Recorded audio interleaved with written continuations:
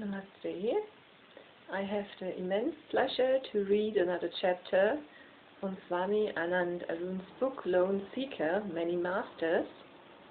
This time it is chapter 11 and it is about Swami Rama.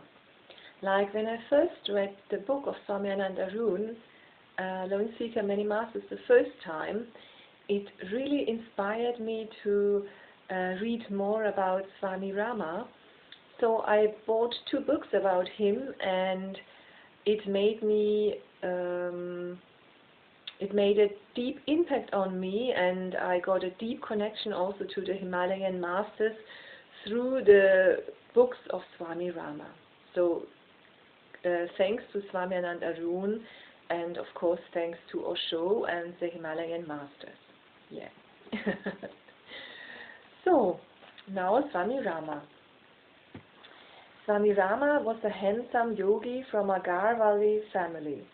He spent years in various parts of the Himalayas and on the bank of the Narmada in central India. I met Swami Rama regularly until he left his body in 1996 at the age of 71. I show you the picture of Swami Rama. Yes, very beautiful. In 2007, during one of my annual visits to the United States of America to conduct meditation retreats, we were strolling leisurely along the busy Fifth Avenue in Manhattan. Fifth Avenue is always bustling with zealous cosmopolitans of New York City. The famous New York flagship stores scream loudly about exclusive items you only realize you need once you walk through this avenue. Quite unexpectedly, walking through the glitterati of the Fifth Avenue, I ran into East West Living and Cafe. East West Living and Cafe, with its quiet and serene ambience, came forth like an oasis in the middle of the chaos that Fifth Avenue was. This center had a bookshop and an organic vegetarian cafe. The faint waft of incense that filled the store immediately transported one into a meditative space. I walked leisurely around the shelves. To my great pleasure, they had a rare collection of books on Eastern contenders who had applied for books of mysticism, holistic science, and metaphysics. They also had other accessories related to meditation and holistic healing. I was very thrilled to spot certain rare books by Osho, Krishnamurti, Ramana Maharshi, and other Eastern mystics that are difficult to come by even in Nepal and India. Books remain my ultimate indulgence. I was so overjoyed to find these books that eventually I ended up by buying books that not only weighed on my wallet but on my luggage limit as well. Their message chambers looked tempting too, but I spared those until my next visit. Unfortunately, when I visited the place again in 2014, it was shut down as their lease had expired. Jane Matthew, the owner of the store, is an initiated and close disciple of Swami Rama. She ran it out of her devotion for her master. Between 1982 and 1984, she had visited Swami Rama in his ashram in Banepa, a quaint place in the mountains just a few hours' drive from Kathmandu. Swami Rama had an ambitious master plan for a hospital and Ayurvedic institute at Banepa and had chosen my firm Building Design Authority, BDA, as its consulting bureau. Also, Mrs. Matthew frequented Nepal regularly during that period. We didn't met each other then. I loved Swami Rama dearly, and we had a lot of common topics we both enjoyed talking about. She had also read many of Osho's work and had a great respect for him. Swami Rama himself spoke very highly of Osho. This meeting revitalized a great deal of cherished memories of Swami Rama, a mystic of rare brilliance and beauty, whose mysterious life, recounted in his biographical book, Living with the Himalayan Masters, remains a source of inspiration for many seekers around the world. It was this book, Living with the Himalayan Masters, which I read, and it really changed so much in me. So I recommend to read it also. Swami Rama was a handsome yogi from a Garhwali family. While he was still a child, his guru, Madhavendra Saraswati, took him to live in the Himalayan forests for his spiritual training. He spent years in various parts of the Himalayas as well as on the bank of the Narmada in central India. From 1949 to 1952, he held the position of the Shankaracharya of Karvirpitam in South India. Shankaracharyas are the supreme Hindu leaders in India, but he realized in that short time that this position interfered with his meditation, and he resigned from the post and continued his meditation. When his meditation matured, he had a calling to go to the United States. He opened his main ashram at Rolling Hills, Honesdale, Pennsylvania, which he called the Himalayan Institute. Swami Rama had been of great help to Princess Shova, the sister of late King Birendra, while she was delivering her twins in the United States of America. This earned him a close friendship with the royal family of Nepal. Queen Aishwarya invited him to Nepal and offered him a property of about 125 acres in Banepa, east of the Kathmandu Valley. I first met Swami Rama then, when I was an engineering consultant. Before this meeting a few years earlier, I had spoken to him over the telephone. I was to travel to Rajneshpuram, Oregon, to meet my master Osho. Swami Rama was then residing at Himalayan Institute in Pennsylvania. A friend of mine was a close disciple of his and had asked me to deliver a letter to Swamiji. I posted a letter to Swamiji and called him to inform him about it. After introducing myself and telling him about the letter, he talked very affectionately and invited me to his ashram. I was on a brief vacation, so I could spare neither extra time nor money. I hesitantly stated my limitations.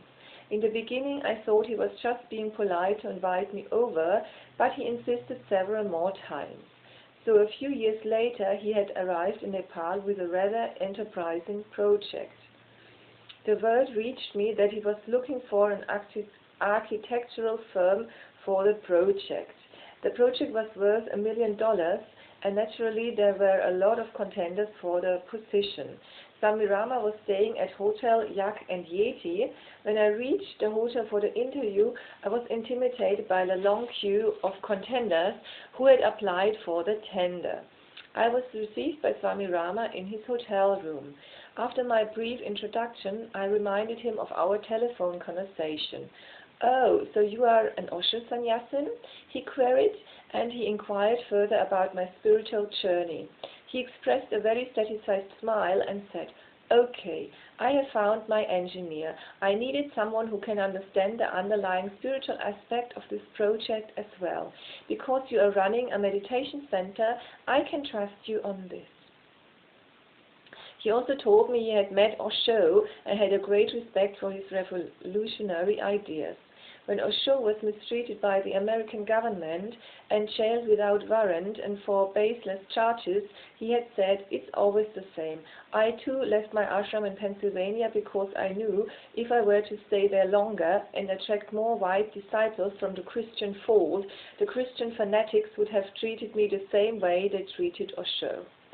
Maharshi Mahesh Yogi left America for the same reason.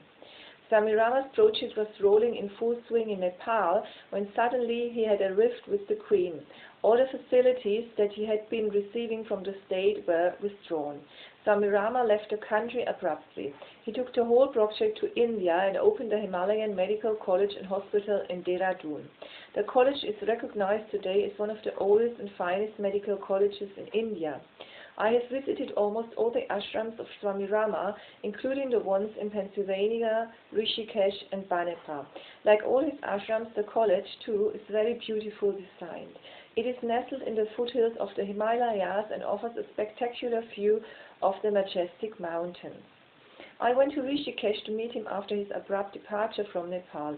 He was very happy to see me. He always invited me for tea whenever I was in Rishikesh. That day too we sat down for breakfast. He didn't tell me exactly what had caused the rift, but whatever it was had really disheartened the yogi. Afterwards, he told me he wanted me to manage his property in Nepal. He wrote a will that stated he wanted me to use the property for expanding or show work in Nepal. Back then, Nepal was under the Panchayat system where the king had supreme power, and since the royal family looked after the property, I returned the will and said I could not dare to do so. Later, the property was conferred upon Swami Bishudadev. Time and again, Swami Rama insisted I go to Japan to manage his rather affluent ashram there. I told him I had made a commitment to my master Osho to spread his work in Nepal and therefore couldn't oblige his affectionate summons. Living with the Himalayan Masters is Swami Rama's autobiographical book in which he has written about various mystical experiences with mysterious Himalayan yogis. For a logical mind, many of his experiences are hard to believe and fall more in the realm of fantasy than reality. For example, once he was meditating at Tribenigat, Rishikesh, and became extremely hungry. Suddenly a hand of a woman materialized out of the middle of the Ganga.